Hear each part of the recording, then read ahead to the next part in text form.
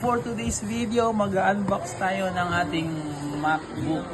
So, saka lang natin pwedeng buksan kapag ka nabayaran na. Ayan, ay nabayad na. Sabi nila, bubuksan na daw. So, bubuksan ko na dito. So, sealed pa siya, guys. Ay, nagbago isip ko.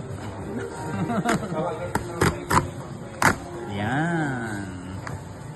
So, this is it. Wow, sana all. Sana all. Ay, nakabalot pa rin. May seal pa din. May RAM ng cutter. So, ito na. Ikakat na natin.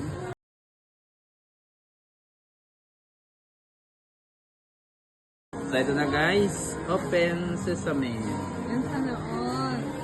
Siya naman. Wow! Oops! Wow! Anong color?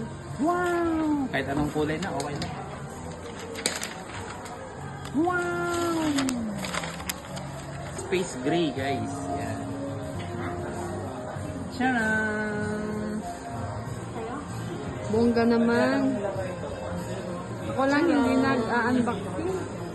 Okay, physical check tayo. Vlog niya. So far, so good. Okay. Turn on na natin. Check mo natin yung accessories niya. Ito ba yung dalawa? Isa lang. Isa lang. Tapos, Thunderbolt cable. Type-C.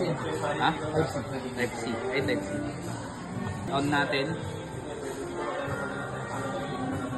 Dito ba power niya?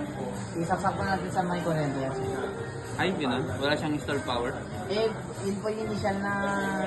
Buti na lang sinabi niya. Guys, pagka bumili kayo ng MacBook, kailangan isaksak niyo muna bago niyo i-turn on. Okay, kasi yun yung SOP.